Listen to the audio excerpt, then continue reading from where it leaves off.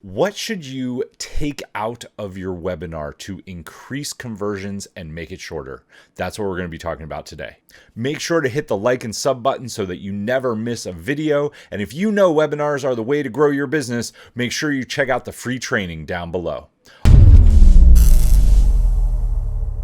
All right, let's jump into it. So what should you actually take out of your webinar?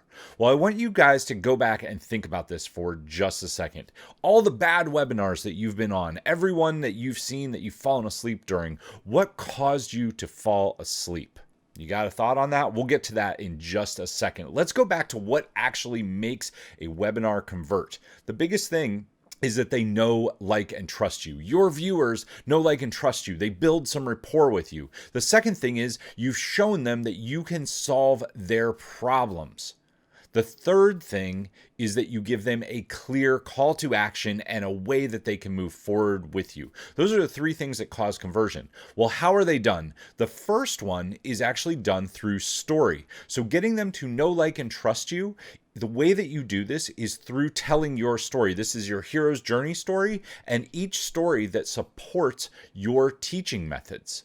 That's how you build the know, like, and trust factor, not by teaching. Number two, how do you prove to them that you can solve their problem?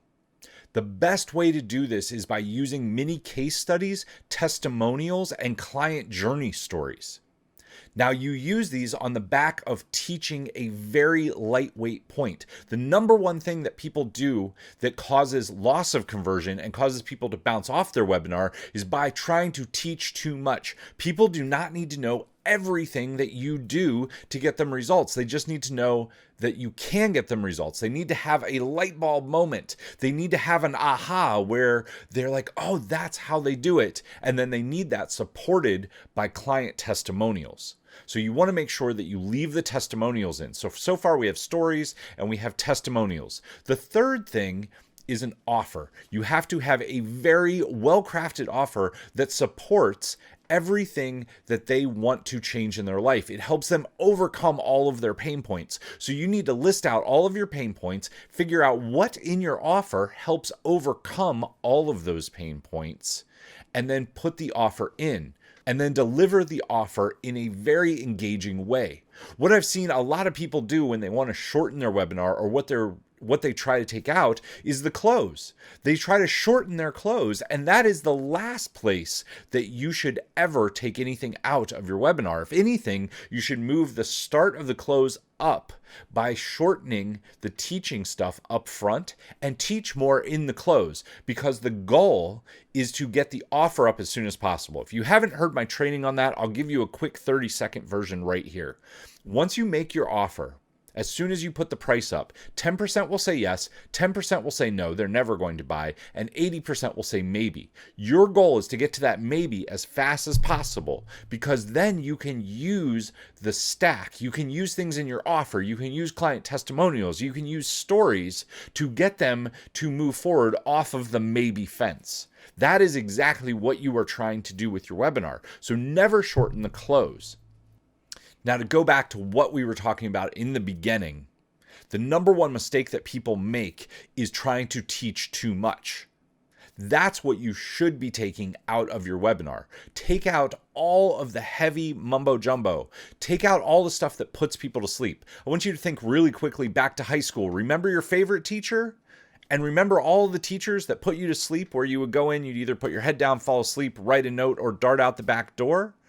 What were those teachers doing that was different from the teacher that you loved the most? The teacher that you loved the most was highly engaging. They probably taught a little bit less, but you remembered it more and you liked them more.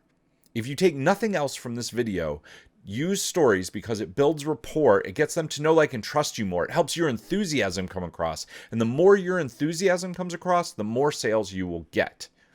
It's not how much you teach, it's how you teach the little bit that actually gets them to have a light bulb moment. All right.